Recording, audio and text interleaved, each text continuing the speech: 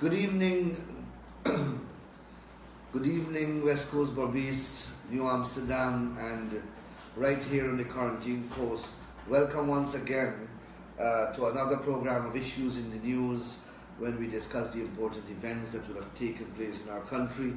And once again, welcome to our viewers and followers on Facebook, numbering in the thousands, who normally join us every Tuesday evening from right across Guyana, as well as in North America, Europe, and elsewhere.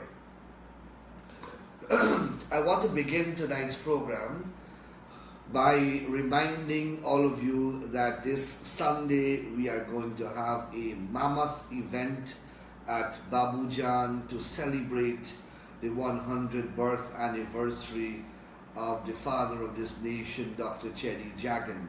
As you know, Dr. Jagan was born in the year 1918, and in the month of March 1918, so in the month of March 2018, we will be celebrating his 100th birth anniversary. And the People's Progressive Party and its various arms will be holding a mega event at Babujan, the place where he was cremated and where Comrade Janet Jagan was cremated. And we will be having a march beginning from about 1:30 p.m. starting from Bloomfield, and then another one starting from, I believe, Hampshire at 1:30 p.m. and it will culminate at Babujan Cemetery, where we will have a cultural event, and the General Secretary of the People's Progressive Party, Comrade Bharat Jagdev, and many other leaders will be addressing you. So please make a special effort to attend. It is a big event and we want to make it even bigger with your presence. I want to dedicate tonight's program to discuss the issue of corruption. As you know, corruption is a big thing in Guyanese politics, and when the PPP was in government, there were tremendous charges and allegations of rampant corruption in government, so much so that corruption is believed to be one of the major factors that caused the PPP to have lost the 2015 elections. As you may recall, Kaichur News every single day had 10, 15 stories about corruption in government. And whenever you ask for clarifications, whenever you write a story trying to put out the truth, it never got published in that newspaper. Whatever that newspaper held on to, that is what it published, whether it was the truth, whether it was lie, that is what it published. Corruption in government, every single day, that was pumped into the brain of the Guyanese, both in Guyana and in the diaspora. We had a series of debates organized by the government while we were in government, where we invited the opposition to come and discuss these issues live. We gave them any topic. We chose an independent moderator, and we had live program to discuss corruption at NISIL, corruption at the Tender Board, corruption at Gaisuku, corruption in the Ministry of Housing, but they never turned up. They never turned up because they knew that they cannot sit with us and debate these issues. That while there was corruption in government, as corruption exists in every government, it was highly being exaggerated at the time. So the evidence could not have been produced, at least not to support the monumental charges of corruption which were being made at the time, and but the opposition was having a field day. The APNU AFC was having a field day with corruption. So the population began to feed off of it, and it one thing led to another, and you know what happened. Well, when they got into government, remember they promised that they will jail the whole PPP government. That was the charge. That was the promise. That when they got into government, they will jail the entire PPP government for corruption. Well, when they got into government, they couldn't find the corruption that they were speaking about. They couldn't find the corruption. We had, unlike when they were in power, we had the Auditor General report.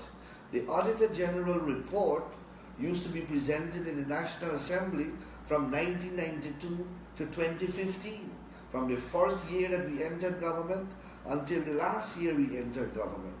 And while we were in office, it is us who strengthened the Auditor General department and made it a separate constitutional body.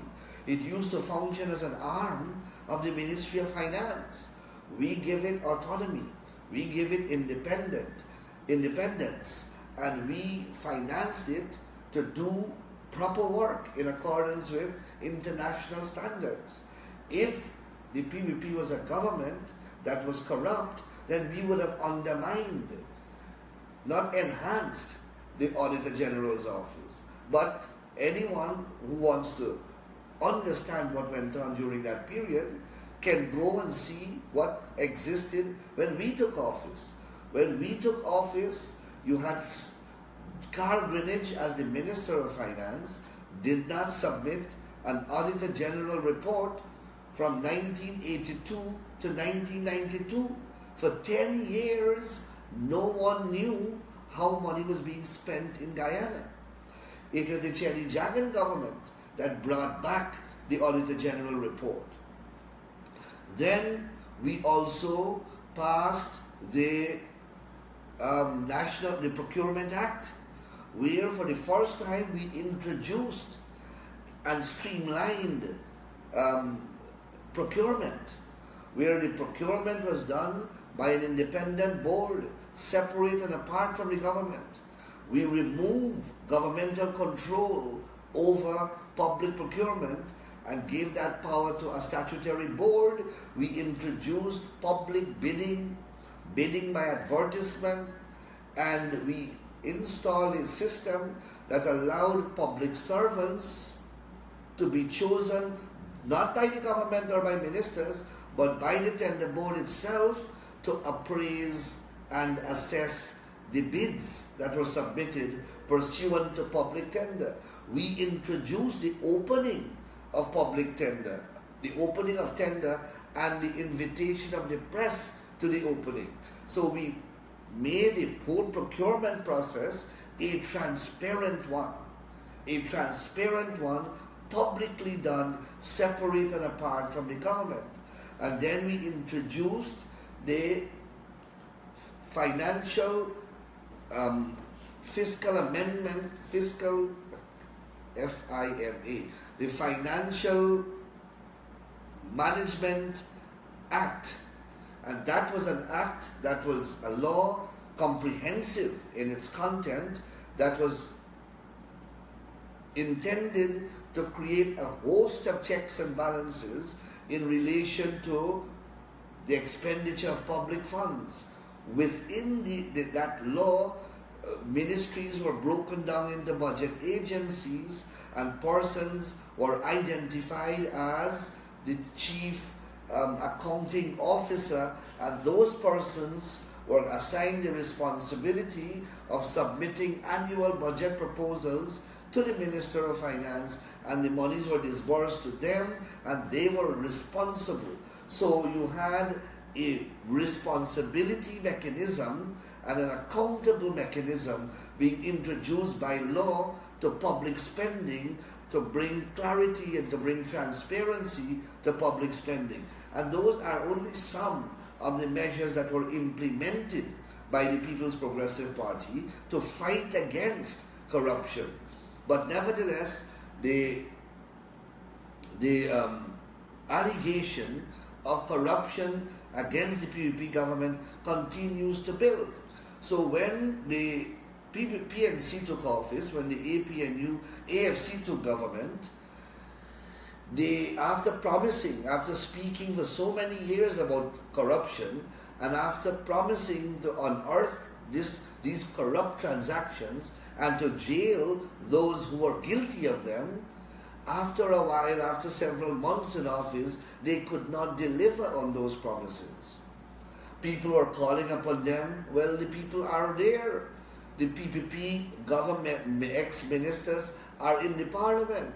You told us that they stole millions and hundreds of millions and billions of dollars. You told us that you will prosecute them. Why are you not doing that? And they couldn't deal with the pressure. What they then did was to appoint a series of persons whom they handpicked to be forensic auditors, and they launched a series of forensic audits. I think they did over 50 forensic audits. They paid some over $150 million to do forensic audits into various ministries and various government offices with the intention to unearth and highlight this massive corruption that they spoke about. Well, the forensic auditors, all of whom were privately chosen and deliberately chosen by the Minister of Finance, no public tender, so even the award of the forensic auditor contracts themselves can be described as an act of corruption, because it's a minister choosing whom he wants to do the audits, and none of the people who are being audited were offered an opportunity to respond to anything published in these audits. Any area, and they used to leak the audit reports to Kaijur News, who used to run a whole scandalous story about the audit and the audit reports. But after a while, nothing came out of that as well. The president was on television saying that the forensic audit reports have not yielded sufficient evidence for charges. They established SOCU so that they can use SOCU to give directions to SOCU to charge PPP ministers. Yet, they were unable to do so because the evidence of this massive corruption that they spoke about was never found. This massive evidence of corruption was never found. And only last Tuesday, if you read the Times newspaper, and the cameraman, if you can just zero in, you will see the Minister of Finance, the Junior Minister of Finance, Mr. Sharma, confesses that forensic audits failed to unearth fraud. Sharma confesses forensic audits failed to unearth the fraud. Thank you, operator. So there you have it. After nearly 3 years in government, the government itself has finally come out and admitted to the world that their forensic audits, this is not a normal audit, this is a forensic audit. This is where you go very deep into the records. Remember, they control the whole governmental structure. They are the government. All the records are left there. They never said that records are missing. You have never heard an allegation that the PPP destroyed any records when they left government. We left everything there. The Auditor General was unable to unearth any massive fraud. Then they brought in 50 or 25, I don't know how many, forensic auditors that they choose.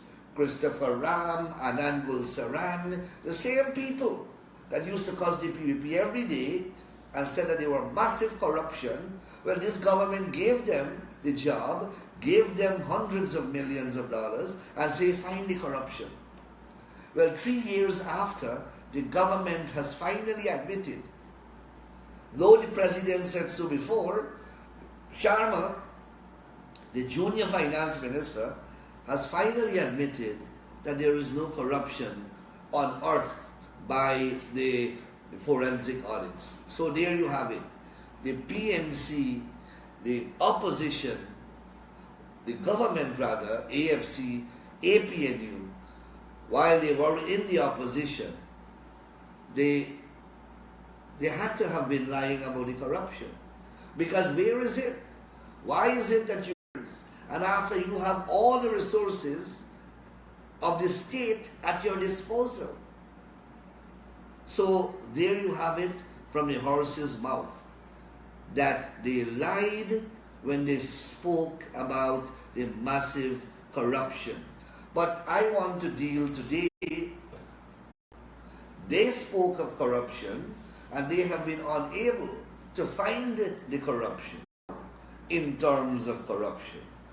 And I have itemized a couple of scandals, that I call them. Scandals. And we can begin with the inauguration ceremonies. And I'm going back all the way to May 2015. May 2015, they spent tens of millions of dollars in inauguration ceremonies when they won, or when the election results came and they were to swear into government. Remember, they had flag raising ceremony, they had swearing in ceremony at the National Assembly, they had a party at the stadium. Up to now, we don't know what those events cost. We asked the questions in the parliament. One minister made a slip and said that the stadium event alone cost over $50 million. Minister Harman, at a post-cabinet briefing, said that the event cost over $80 million. That is simply the party that they had at the stadium for swearing in the ministers. And then we have the specialty hospital. Recall the specialty hospital that they said was a corrupt deal? Well, we went to tender on this hospital. This was a hospital that was being funded by the Indian government, and in accordance with the contract and in accordance with the funding that we were receiving from the Indian Exim Bank, we were given a list of contractors who must build this hospital. So when you tender for the hospital, only this list of companies can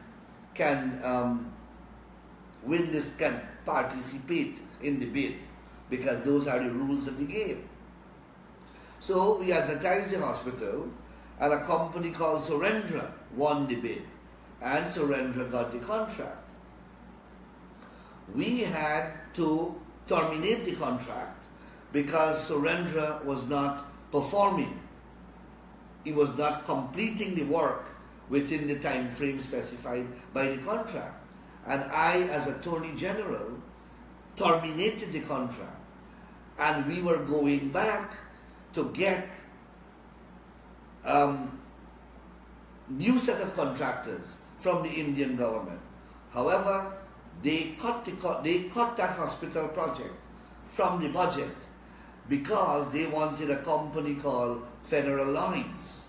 Remember, Ramjatan was closely affiliated with a company called Federal Lines.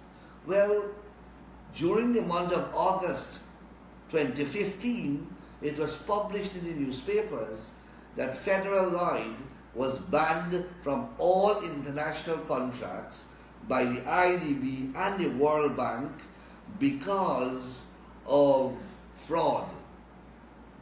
So this company that Ramjatan was pressuring us to give the contract to was eventually banned by the international financial institutions for fraud. So these are the companies that this government wanted us to give contracts to. And then in September 2015, and in September and October 2015, the nation was swept off its feet with the increase in salaries. Remember when they paid themselves 50 to 100% increase in salaries? That remains one of the most egregious acts of corruption ever seen. Because this government promised public servants 25% increase. It promised sugar workers 25% increase. It promised policemen and nurses and teachers 25% increase in salaries. None of those categories of workers ever got anything close to 25% increase. In fact, the sugar workers, well, you know what, they are now pauperized. The entire sugar workers, they are all pauperized now by the government. So instead of 25% increase, they have now been put on the breadline. No public servants have ever gotten over 5% increase, and they only got it for a 6 months period, not retroactive to the whole year. But they paid themselves 50 to 100% increase in salaries and then hid it. Recall that there was a disclosure in the very Times newspaper that the government was going to increase their salaries, the salaries of cabinet ministers. And Minister Raphael Trotman came out and lambasted the press, accusing it of publishing wickedness, that the government will never do such a thing. And then lo and behold, we found it in an obscure part of the official gazette that all their salaries have been increased by 100% and 50%. A massive act of fraud and corruption perpetrated by the people. Then in December 2016, the Durban Park fiasco started. Now that lasted for nearly a year. Durban Park, where they spent, up to now we don't know how much they spent, but we are only averaging that they have spent nearly $3 billion, nearly $2 to $3 billion to develop Durban Park, and no public tender was undertaken. So billions of taxpayers' money. They first told us that that project would be done by supporters, that project will be financed with charitable donations, with donations from charitable organizations and patriotic Guyanese. Well, obviously that was a lie. And then the work started. And then we discovered that they incorporated a private company, and this private company was owned by people like Larry London and Dr. Rupert Roopnaraine and 2-3 other persons within the government. And this company was spending taxpayers' dollars, billions, and not a single contract going for public tendering. Today, not even 2 years after that facility has been built, it is rotting. It is falling apart. Anytime you pass by Durban Park, look at it. Just the other day, they had to spend another few $1 million to renovate it and make it, spruce it up for Mashramani celebration. That happened just earlier this month. So that is the Durban Park scandal. And then also in December 2015, we saw them paying to Rhodesia International, and I spoke about this so many times. We saw them paying to Rhodesia over $6 million in a judgment when I explained to them that Rhodesia admitted in the case that they have under-invoiced their goods when they import them into Guyana. They undervalue those goods, and therefore the Inland Revenue Department, the GRA, should do an audit of Rhodesia, that we should not pay Rhodesia a cent under that judgment, but we should have them repay us the taxes that they owe, and they would still owe us at the end of the process, while we would have set off the judgment of, I think, $6 million for the taxes that they owe. But of course, Rhodesia is one of the companies that made donations to them during the election campaign. And one of the promises that they made to Rhodesia was to pay this judgment in lump sum, $6 million. So they take that money and they pay Rhodesia. That a single cent of that money should not have been paid. But there were kickbacks, etc., that were promised. So that had to be paid. That had to be paid. So we lost another $6 million. And then we had the cleanup campaign in Georgetown. Hundreds of millions of dollars were spent during the year 2015 and early 2016 to clean up Georgetown. Well, nothing is wrong with that, but how much money was spent? Up to now, no one knows how much of taxpayers' money was spent on that exercise. That is one. Two, again, not a single contract went out to public tendering as is required by the law. So friends and families and supporters took hundreds of millions of dollars away without a single public tender. And then, of course, in March, April 2016, you had massive write-off of taxation debts owed to the GRA. DDL, and I don't want to call the other company's name, a series of companies. I was the Attorney General. There were cases going on in the court. You see today, Guyana Stores. Guyana Stores, that is a case that was started under us. We won at the High Court.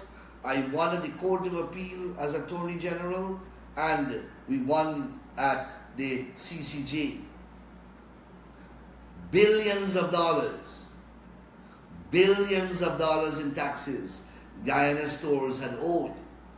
They wanted to write off that as well. They wrote off over $60 billion for one company. That is how they give away.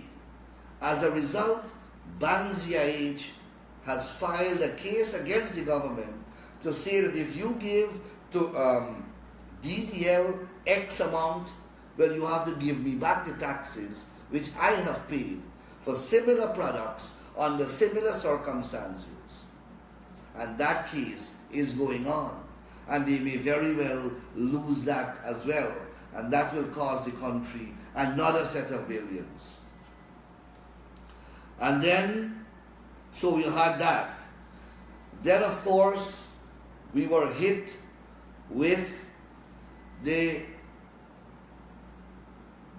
bond contract, the contract for the health bond. That contract is where, again, they rented a house, and I continue to say a house, in Alboystown, and I continue to say Alboystown, A house in Alboystown is normally rented for less than 50,000 Guyana dollars. They rented a house in Alboystown for $14 million per month to store drugs and pharmaceuticals. And you would recall, nearly a year after, in Parliament, I asked that we visit the bond, and the Speaker sent 2 MPs, and the drug bond was empty. This is a bond that they are renting from one of their cronies, a man named Larry Singh, the man who still rents Nigel and Cathy Hughes' facilities at Middle Street, a place called Sidewalk Cafe. He rents that for $800,000 a month. That is what he's paying them to rent that facility. And the government rents from him a house in Alboystown for $14 million. This should go in the Guinness Book of World Record. There is nothing close to this that has occurred in the Caribbean over the last 50 years. Where the man rents a building from a government minister for $800,000, that's a building in Middle Street, and in turn the government rents back from him for $14 million. $14 million. They said that they would rescind the contract. The president raised it at cabinet, and I don't think any one of them is exempt, because from the president right down, I believe they're all involved in this corruption. Because this was a thing that was raised at the cabinet. A subcommittee was established, chaired by Raphael Trotman, included Nagamotu, included Patterson, included Norton, the minister at the time. They recommended that the contract be rescinded. Nearly 3 years after, 3 years after, that contract is still there, and Guyanese continue to pay $14 million a month to rent a house in Alboystown. That should be in the Guinness Book of World Records. That is over $170 million a year. In 3 years, that is over $500 million. You could have bought 100 houses in Alboystown for that price. 500 million already spent on this drug bond. Imagine how many sugar workers this can pay. This one transaction. How many sugar workers this can pay. This one drug bond. 500 million already spent on it, and it's still spinning. It is still spinning. And these people want to talk about corruption. But I'm going on. Then April 2016, the parking meter, another gigantic scandal, where them at the City Council, Chase Green, and the General Secretary, the former General Secretary of the People's National Congress, I can't remember, Oscar Clark, and Royston King, signed a contract that the government know about, but not the City Council. Can you imagine that the mayor, the General Secretary for the PNC, and the Tom Clark signs a contract for and on behalf of the City Council, and none of the other councillors know about it, and they have never seen it. And up to now, I don't think they've ever seen it. Up to now. But when they were going off to sign the contract in Mexico, they paid a courtesy call on President Granger. People like to think that President Granger doesn't know anything, that he's a victim. No. He knows everything that is going on. So they came back to impose that parasitic parking meter contract burden on the backs of Guyanese. Fortunately, the people of Georgetown stood their ground, and today they still have not been able to impose that draconian burden on the backs of the Guyanese people. And then we move on to August 2016, and we were hit with another scandal. And this is the Hogbosh. Remember the Hogbosh? Where the Minister of Presidency, Minister of Communities, Mr. Bolkan, disclosed to the press, and he attempted to deny it after.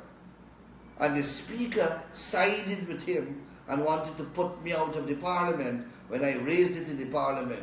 But I had the newspaper with me, and I took it back to the Parliament the next day, where Bolkan said that the government paid 1.7 billion, not million, listen to me, 1.7 billion to BK International to settle the Hogbosh contract. Now let me tell you, as Attorney General, I wrote to BK International terminating their contract for breach and indicated to them that the government will sue them if they do not remove their equipment from the site. That was our position. And I wrote BK International terminating the contract for their breach and asked them to vacate the site, or else we will institute legal proceedings against them. Then the elections came, and BK becomes suddenly the winner. BK breached the contract, and this government paid BK 1.7 billion. First they said that BK sued them. I took months to find where the lawsuit is, because I knew that BK didn't file anything. They said BK sued them and they paid this money to settle the case. So I went into the court because I follow these things, and I said, how come this information escaped me? I can't find any lawsuit in the courts. And then finally Bolkan admitted, because Bolkan and Brian Tiwari don't get along. Bolkan and Brian Tiwari don't get along. And it is Bolkan who disclosed that there was no lawsuit. There was only a letter from a lawyer threatening a lawsuit. And this government paid $1.7 billion based upon a letter.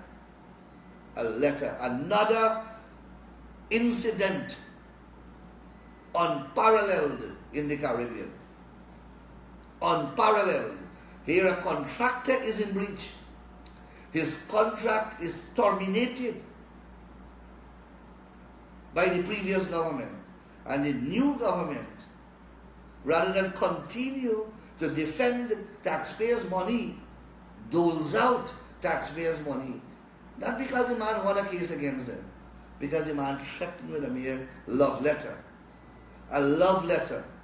I said at the time that this is the most expensive lawyer letter ever written, and I hold that view still. So that is what happened in August 2016, and the scandals still continue. And as I'm reading here, I'm skipping. And then of course you had the GCOM scandal. The GCOM scandal, And we have not heard anything about that, where millions and millions of dollars were spent, and Keith Lowenfield, people, a whole host of people have been sent home for alleged fraud. You know that. A few persons have been charged. Persons have been sent home for no reason at all. Keith Lowenfield is still there. He is the accounting officer at GCOM. And according to the information disclosed, hundreds of millions of dollars of corrupt transaction took place at GCOM. Why is Keith Lowenfield still there? But hundreds of millions of dollars have already been spent.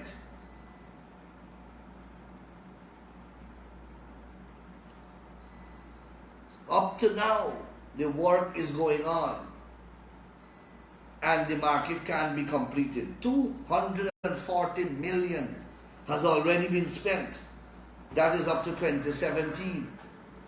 240 million was spent up to last year. And the thing is still ongoing. And then we have the juice contract. Again, Rudisa. Rudisa was given a juice contract to supply the schools of Guyana with juices, though it came in at the highest bid. DDL, which was the lowest bid and had the contract for several years, and who purchased its products from the local people, they lost the contract. DDL lost the contract. But Rudisa, whose bid was higher than DDL and who imports its products, so you pay less taxes, you create no jobs, you don't support the local economy, your price is higher, and yet you win the contract. Yet you win the contract. And then it goes on, and I must mention the 605 drug purchase, 605 million in drugs purchase without tender again from Ansa Makal by the Minister of Health. 605 million in drugs purchased for public hospital by the Minister of Health, and Ansa Makal was handpicked. The tender board was told, don't go to tender, we don't have time. The minister steps in, orders them to buy from Ansa Makal. When we found out, Ansa Makal charged them twice. The goods that they bought, the pharmaceutical that they've bought, was valued only 300 million. They paid 505 million. 505 million.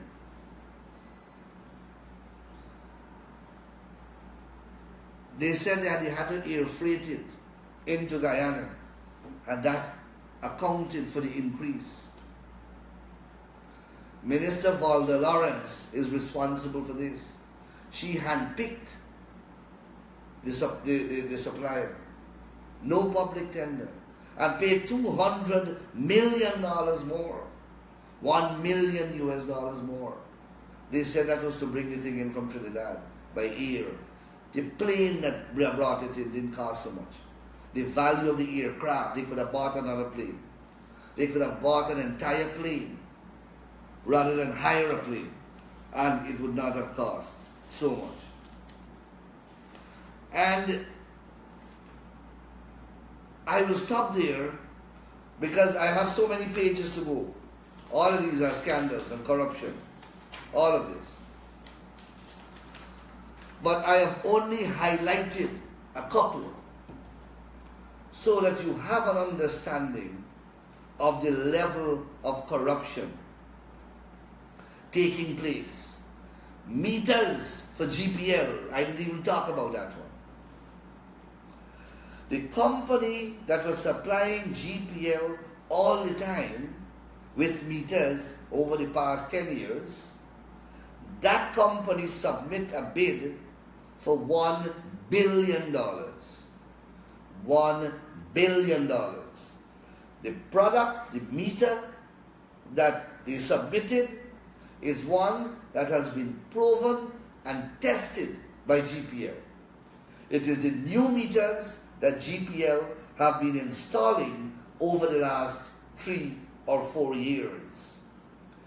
The engineers designed this particular meter for the Guyana market. This is the product that GPL has been comfortable with for the past 3 to 4 years. And this product, they wanted, so they went to tender, and this contractor who produces this product sends in a tender for $1 billion. A new contractor enters the scene. This is a Chinese contractor. Comes with a brand new product, not tested. Nobody knows about it. Never entered this market. The price is $3 billion, $2 billion more than the regular supplier. And the government chooses this new one, paying $3 billion instead of $1 billion, paying $2 billion more. That is the level of corruption. If corruption existed under the PPP, it's joke to what's going on here now. It is joke to what is going on under this government. The airport contract. We signed an airport contract, a turnkey contract. We have to get this airport this size, runway X length, with 8 bridges. Bridges is that thing that you walk from the airport straight onto the aircraft. That is what makes an airport expensive. Not the buildings, the amount of access to the plane and the runway. Those are the important things. And we negotiated that in a contract. While we were in government, the contractor, the same Chinese contractor, took a minister of this government to a resort in Ocho Rios, Jamaica, where that minister was sported and feted well. That minister came back, stopped opposing they were at one time dead against the airport project. That minister started to stay silent about the airport contract.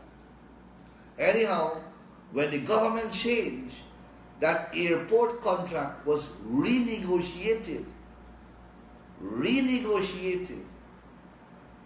The price increased and the contract got smaller. That was what came out of the renegotiation. This government renegotiated the airport contract but ended up with a higher price with a smaller airport. Instead of 8 bridges, which we negotiated, and the contract is there for anyone to see, go and look at the design that we had made public, 8 bridges, they are now building an airport with 2 bridges. 2 bridges, 6 gone. A smaller airport, but a greater price. And this is a turnkey project. If there are any changes, the contractor has to bear the consequences. That is the impact of a turnkey project. So, I think that I have given you a sufficient bundle of evidence, of actual incidents that you know, but you may have forgotten, in relation to the level of corruption that is taking place under this government. So that is why you're not hearing about PPP corruption anymore. They can't say anything about corruption anymore. Why you think Soku stopped running around the place? Why you think Sarah can't get off the ground? Because if Sarah is to ever begin investigations, this entire cabinet will be locked up. I am repeating. If Sarah is to begin investigations, then the entire cabinet will be locked up. So, because the corruption is unbelievable. It is unbelievable. We will now go to the phones and take a couple calls before we bring down the curtains. Caller, you're on the air. Good night. Yes.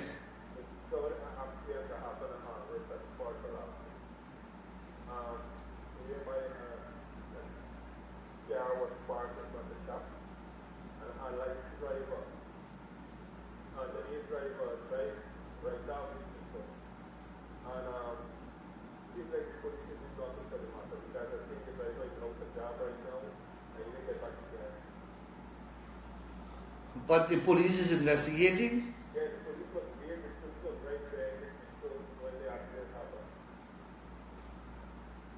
happened. And I don't understand. Somebody has to make contact with the crime chief, the traffic chief. Yeah, and then I think they make settlements with the guy to bypass the car, and then the people that refuse to do that so far. Well, that's a private matter that I can't do anything about. Alright? The caller is complaining about an accident, but then he tells me that the people have settled the matter. Well, if the people have settled the matter, really, I don't know what I can do. Caller, you're in the air. Yes. The what? The file for the government project.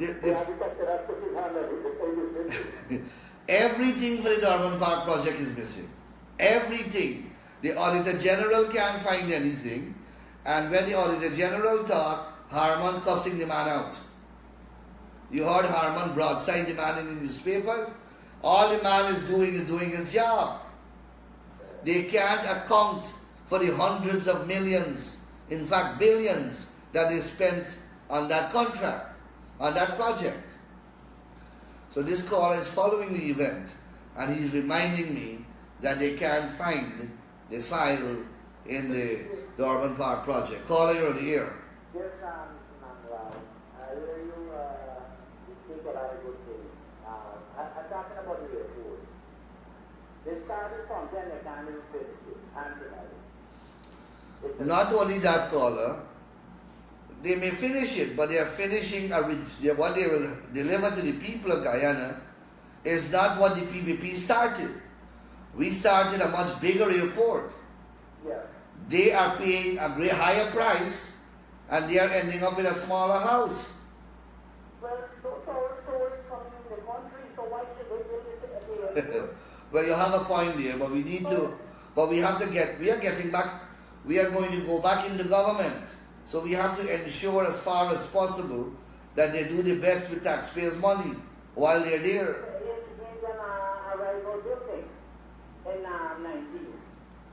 That won't collapse.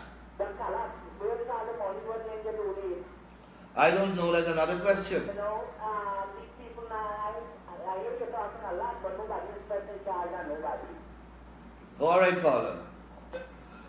On the next program, I will invite the regional chairman of Region 6, Mr. Armagan, to come and sit with me, and he will talk about things like what is going on in the town council, and he will tell us about that monument that keeps collapsing all the time. Caller, you're on the air. Good night, sir. Enjoying your program and keep on the good work that you're doing. Thank you very much. And then the following week, I want to speak to Vic Chan Ramphal, the regional chairman for Region 5. Can you imagine what is going on in Region 5? Where you have a woman named Carol Joseph, and from all indications, based upon reports in the press, this woman is a drug addict, I am told that she also went to jail and served a term of imprisonment for the commission of some criminal offense, and she continues to behave like a criminal in the compound of that RDC, disrupting the work of that RDC, affecting it from delivering services to the people of Region 5. Imagine the poor guards who went to get their payment for work that they have done. This REO man, Morrison, chased them out of the compound as if they are animals. And then Carol Joseph and a band of unruly, disorderly people disrupted all the business of the region. These things can't be allowed to continue. Carol Joseph was being investigated for a fraud at MARDS. What is happening with the investigation of Carol Joseph for stealing millions at MARDS? I am calling on the police. Please bring up that investigation. Please bring up that investigation. The investigation of millions of dollars being missing from MARDS, in which Carol Joseph was implicated in some form or fashion. So we are going to have Mr. Ramphal, the chairman of Region 5, on one of these programs shortly, and we will also have Mr. Armagan as soon as possible. We'll take one final call. Caller, you're on the air. Yes, sir. Good night. I got a complaint about this hospital, Boatman's Hospital. My son fixes Friday. I look after his panel, son of Corp, and I know that the hospital does not have anything. I sent my husband today because he's complaining that he's sleeping over there at school. I sent my husband with him at Boatman Hospital. When he got in, right about 5 treatment for him. They does not have any. They only give him Panadol, that you have to give him half a day. They having so much drugs, like that's not like one private hospital, like you have to watch the money to buy the drugs. Alright, caller. Alright, I have to go now. Again, we are getting the complaints of lack of drugs at these regional health facilities. Everywhere I go, you get the same complaints. I don't know. And even when we were in government, you were hearing that same complaint. It has obviously become worse. But on the next program, I will have Mr. Armagan with me, and possibly I will have Dr. Vishwa Mahadev, who used to be the regional health officer here, and he can shed some light on some of these issues. Ladies and gentlemen, comrades and friends, this is where I have to bid you goodbye. We have had a good program. We have discussed a lot of issues, and I would like to see you Sunday at Babu John, where we have that mega event to celebrate the birth anniversary of Dr. Jagan. And until then, I wish you good night, and please stay happy and healthy. Thank you.